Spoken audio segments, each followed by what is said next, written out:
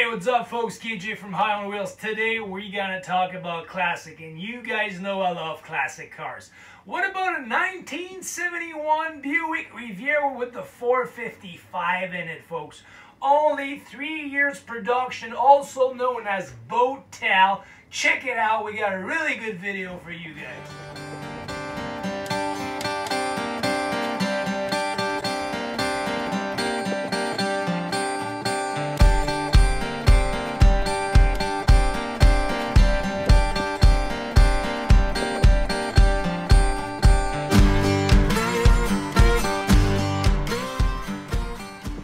Tell you the truth, this thing is so long. I needed to do the video outside for you guys. You're looking at a 1971 Buick Riviera, also known as the big boat tail that we like to call it.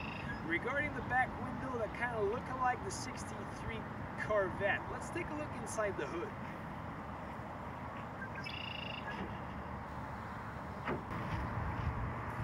Folks, we're looking at a 7.5 liter, 455 cubic inch from Buick. The biggest block at the time that Buick was offering. And also famously known as the 71 for the last year of production, that they were claiming to have 315 horsepower. Regulation in the industry turning it down on 1972 further to 250 horsepower. So technically, if you want to have the biggest output of the Buick into the classic industry, 1971 would be the year you'd be looking at. Also, the GS option for only $200 at the time was coming with a stronger suspension and a higher compression ratio, climbing this thing up to 330 horsepower. 1971 Buick Riviera is famously known for the back window, also the front end and the mechanic itself. Designed at the time by Jerry Ersberg, who started his debut in General Motors in 1964. Created this thing, and he had only one thing in mind. He wanted to make it look unusual. Strongly believe that the 1971 Buick Riviera was the special year. First of all, they introduced the boat tail rear end. They redesigned the entire characteristic of the car, as I mentioned earlier. And that's the last year to get the 455 big output. Folks, the 1963, 64, and especially the 65 with the hidden headlight were very, very appealing. But to my humble opinion, and by aggregate evaluation system, I believe that the 1971, it's the one to put your hands on before it goes banana.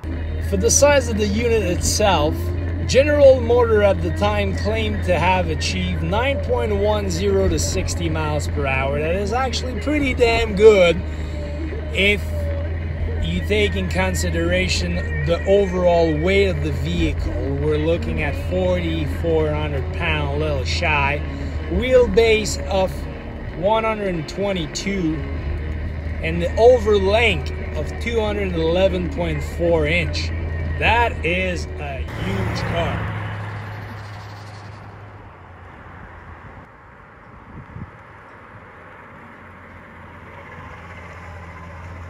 Folks, very hard to believe that in 1971 those things were going off the garage lot at $5,300 US.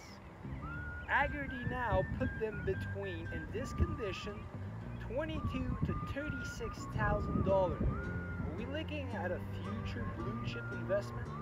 I sure believe so. High on Wheels, for the love of cars.